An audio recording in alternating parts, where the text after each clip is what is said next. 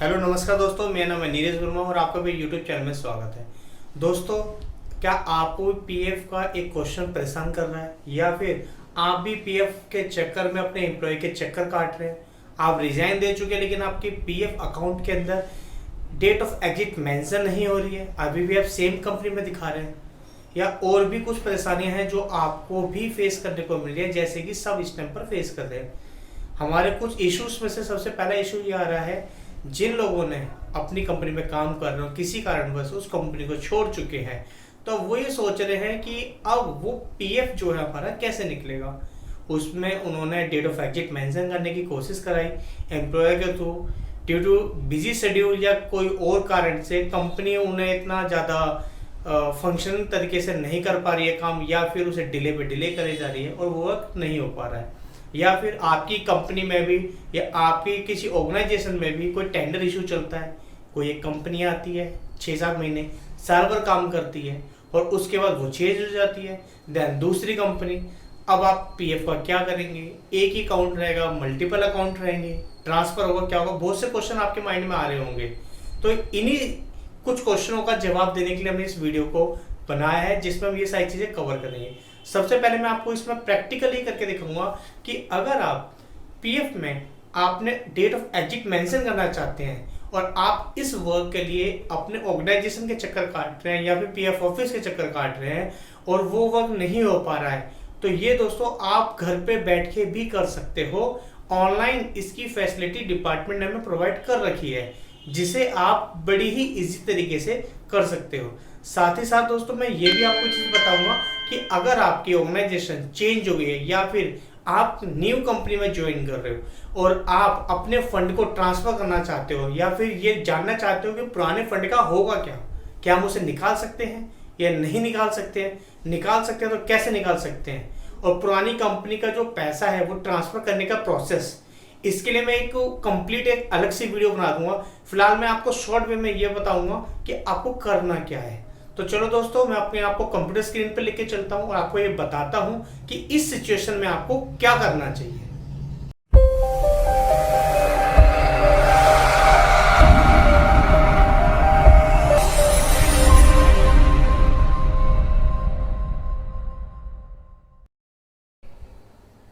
तो दोस्तों ये हम आ गए अपने कंप्यूटर स्क्रीन पे। यहाँ पे आप कोई सा भी ब्राउजर यूज कर सकते हैं, गूगल क्रोम, मोजिला, जो मर्जी। यहाँ पे हमें सिंपली यहाँ पे लिख देना है UAN लॉगिन, या APFO की साइट के थ्रू भी यहाँ पे जा सकते हैं। यहाँ पे देखो फर्स्ट ऐप में यहीं पे दिख गया एम्प्लॉय प्रोविडेंट फंड ऑर्गेनाइजेशन, इस पे सिंपली क्लिक कर देना है। आपको ऐसे कुछ पोर्टफोलियो दिखेगा। यहाँ पर आपको UN एंटर UN के अंदर UN डाल देना है, पासवर्ड एक कैप्चा उसको डाल के साइन इन कर लेना है। इसको लॉगिन करने के लिए मैंने पहले से एक विंडो ओपन कर रखी है, जैसे कि सर्वर इशू में हमारा टाइम ज़्यादा ना लग जाए। ये हमारा एक विंडो है, जैसे आप ओपन करेंगे तो आपको ऐसा कुछ दिखेगा अलर्ट। इसे आप लेटर कर सकते हैं, या आपने अगर अपना नॉमिनेशन नहीं फाइल किया तो नॉमिनेशन आप इसमें एंटर कर सकते हैं। नॉमिनी बहुत जरूरी है दोस्तों, क्योंकि हाथ से बताकर नहीं होते हैं, किसी के साथ भी हो सकते हैं। तो ऐसे में अगर आपने नॉमिनी पहले से ऐड कर रखा है तो फंड रिलीज करने में बहुत ईजी होता है। तो हम यहाँ से फिलहाल के लिए लेटर कर देंगे। ऐसे कोई प्रोफाइल दिख रही है दोस्तों आपको यहाँ पर। अब आपको मैं इसमें थोड़ा सा इसे बता दूं, जो यूजर्स नए हैं जिन्होंने UN पे वर्क नहीं किया है वो आप देख लें। यहाँ पे सबसे पहले आप देख रहे होंगे home, view, manage, account and online services, कुछ टैब दे रखे हैं। इनसे व्यू के अंदर आपकी जो प्रोफाइल है, जो कि एक यहाँ पे आप राइट साइड की विंडो में मेंबर प्रोफाइल में भी देख सकते हैं। साथ ही साथ यहाँ पे सर्विस हिस्ट्री है, UN कार्ड है, पासबुक है। पासबुक दोस्तों आपको उसी पोर्टल पे की जाएगी जहाँ से आप इसमें बैलेंस चेक करने के लिए पासबुक देते हैं, जिसे मेंबर पासबुक के नाम से भी लॉगिन करते हैं। साथ में यहाँ पे मैनेज देख पा रहे हो। ये हर एक टैब अलग अलग ऑप्शंस के हैं। हमारा मेन टैब ये मार्क एग्जिट है दोस्तों, जिसकी हम बात कर रहे थे। लेकिन इस तक पहुंचने से पहले मैं आपके क्वेश्चन का आंसर दे दूं कि दोस्तों मुझे बहुत से लोगों ने ये पूछा था कि सर अगर हमारा फंड अटक जाए या कंपनी हमारी चेंज हो जाए तो हमें क्या करना चाहिए। तो आंसर है दोस्तों, आपको सबसे पहले घबराना नहीं है, क्योंकि EPFO का फंड कभी मरता नहीं है, आपको मिलेगा। अगर आपका फंड जमा हुआ है टाइमली और आपकी जो प्रोफाइल है वो अपडेटेड है, बैंक वैलिडेटेड है, KYC हो रखा है, तो आपको घबराने की जरूरत नहीं है। ये चीजें कहीं नहीं जाती है, डिपार्टमेंट आपको पे करता है। अब यहाँ पर जो यूजर्स का फंड निकालने में दिक्कत हो रही है मार्क ऑफ एग्जिट के बेस से, मीन्स आप कंपनी छोड़ चुके हो, रिजाइन कर चुके हो, लेकिन अभी तक आपके एम्प्लॉयर ने शो नहीं किया है, अब पता कैसे चलेगा कि हमारा रिजाइन हुआ ही नहीं हुआ या कंपनी ने अपडेट किया ही नहीं किया है? तो दोस्तों वो मैं आपको बताता हूँ। यहाँ पर आप मैनेज में देख रहे हो, मार्क एग्जिट है, यहाँ से आपका एग्जिट हो, यहाँ से आप अपना रिजाइन दिखा सकते हो। उससे पहले स्टेटस देखने के लिए दोस्तों आपको यहाँ पे व्यू पे आना है। व्यू पे आके सर्विस हिस्ट्री पे क्लिक करते के साथ ही यहाँ पर देखो इस पर्सन के 2 एम्प्लॉयर हैं, मीन्स इन्होंने एक में वर्क कर रहे थे, नाउ किसी भी इशू की वजह से या तो कंपनी छोड़ चुके हैं, और यहाँ पे 2 आपको कंपनी की प्रोफाइल दिख रही है। तो दोस्तों यहाँ पे आप देख रहे हो, यहाँ पे डेट ऑफ ज्वाइनिंग यहाँ पर दे रखी है, लेकिन date of E means date of exit यहाँ पे नॉट अवेलेबल दिखा रहा है। यही चीज आपको दिखाकर अगर आपका एम्प्लॉयर इसे अपडेट कर देगा तो यहाँ पर आप इजीली देख सकते हैं कि आपका एग्जिट मेंशन है या नहीं है। तो आप इसे एग्जिट कैसे करेंगे ये हम देख लेते हैं। मैनेज में जाएंगे दोस्तों, सबसे पहले यहाँ पे क्लिक करेंगे मार्क एग्जिट पे। मार्क एग्जिट पे क्लिक करते के साथ ही कुछ ऐसी विंडो खुल जाएगी। यहाँ पर आपको ये पता होना चाहिए कि आपका लास्ट कंट्रीब्यूशन कब आया था, या अगर आपको नहीं पता है तो एटलीस्ट वो मंथ तो आपको पता होना चाहिए। वैसे तो ईपीएफओ की साइट में अच्छी चीज ये है, जो लास्ट कंट्रीब्यूशन होता है उसी पे वो मंथ ही आपको शो करता है। जैसे कि आपको सिलेक्ट ऑप्शन आ गया, सिलेक्ट एम्प्लॉयमेंट, जिस कंपनी में आपने रिजाइन आपको चूज करना है उस कंपनी को सिलेक्ट कर लेना है। यहाँ पर इसकी कंपनी को हमने सिलेक्ट कर लिया है। यहाँ पे आप देख रहे हैं कि इसकी date of birth, date of joining आ चुकी है। और आपको डेट ऑफ एग्जिट के लिए यहाँ पे सिलेक्ट डेट ऑफ एग्जिट आ रही है, यहाँ पर आपको क्लिक कर लेना है। दोस्तों एक बात ध्यान रखिएगा, जो कि डेट ऑफ एग्जिट है वो आपका मंथ का कंट्रीब्यूशन होता है। तो आप या तो आपको एक्यूरेट डेट मालूम तो डेट डाल दीजिए, या जिसको डेट नहीं मालूम या कंफ्यूज है लास्ट मंथ की डेट को या फर्स्ट मंथ की स्टार्टिंग को आप सिलेक्ट कर सकते हैं। तो जैसे कि ये दिसंबर का महीना, अब इससे मंथ हम चेंज नहीं कर सकते, मंथ और ईयर यहाँ पर फिक्स रहता है, आप सब डेट को ही सिलेक्ट कर सकते हो। तो यहाँ पर हम इसकी 31 तारीख डाल देते हैं दोस्तों। यहाँ पे आप 31 हमने सिलेक्ट कर लिया है। यहाँ पे सिलेक्ट डेट के बाद यहाँ पे रीसिलेक्ट डेट करना है, वो भी आपको सेम ही डालना पड़ेगा, आप अलग डालोगे तो एक्सेप्ट नहीं करेगा। यहाँ पे आपको 31 दोबारा से डाल देना है। अब यहाँ पे आपको सिलेक्ट द रीजन देखना है। अब यहाँ पर दोस्तों 2 चीजें हैं, अगर कोई पर्सन रिटायर हो रहा है, उसकी पूरी कंप्लीट एज 60 क्रॉस हो चुकी है, देन वो रिटायरमेंट के ऑप्शन को सिलेक्ट कर सकता है यहाँ पे। लेकिन अगर आप अपनी वर्किंग कंडीशन में और कंपनी स्विच करी है या रीजन किसी को कन्वर्स किया है तो आप यहाँ पे शॉर्ट सर्विस डालेंगे।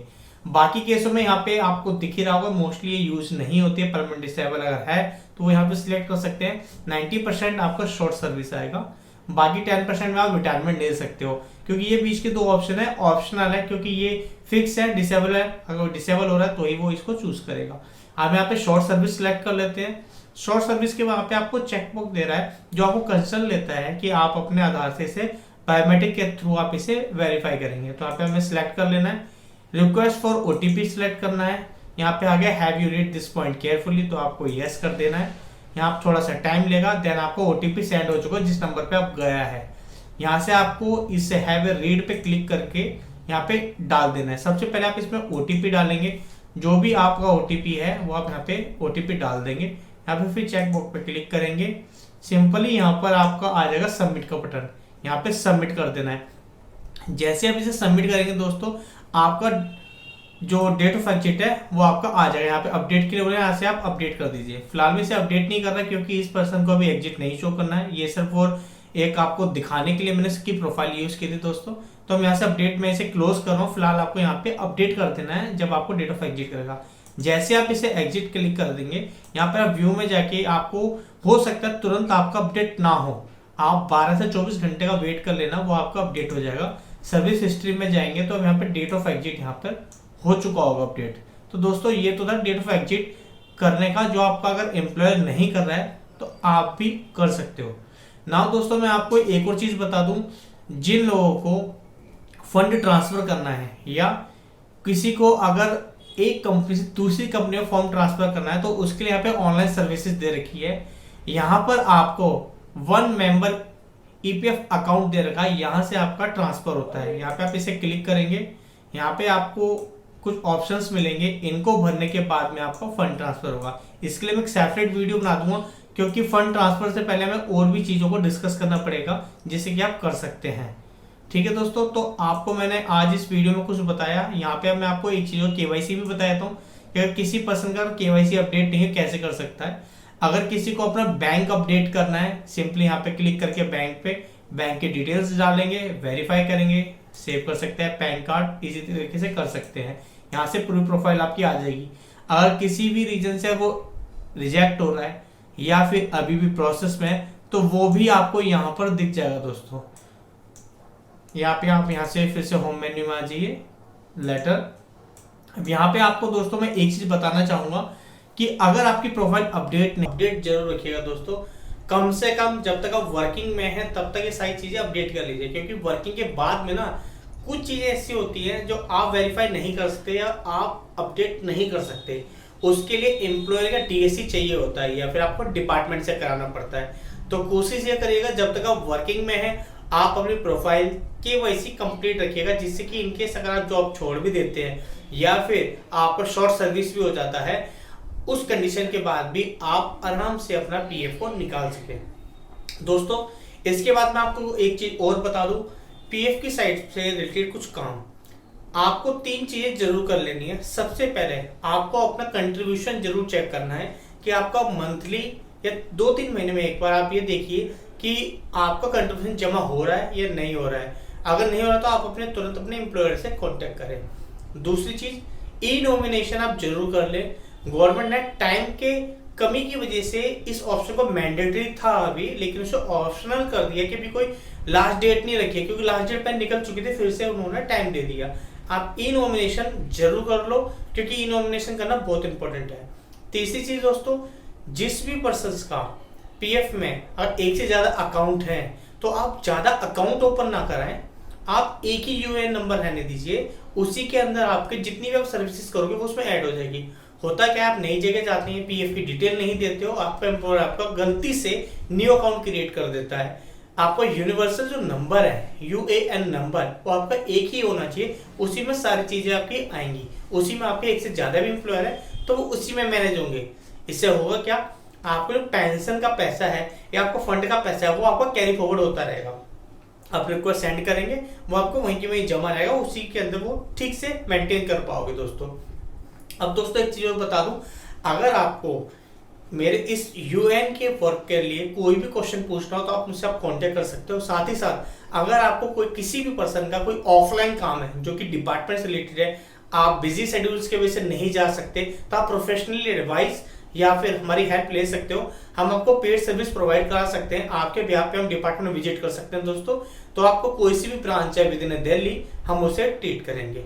और दोस्तों इस वीडियो को लाइक और सब्सक्राइब कीजिएगा। आई होप आपको मेरी वीडियो पसंद आई हो। आज के लिए इतना ही, फिर मिलेंगे न्यू वीडियो के साथ। अगर आपको कोई प्रॉब्लम होती है तो आप मुझे मैसेज या फिर आप कॉल पे या व्हाट्सएप से या आप कमेंट में बता सकते हो। हम उस प्रॉब्लम को सॉल्व करने की पूरी कोशिश करेंगे। Thank you so much.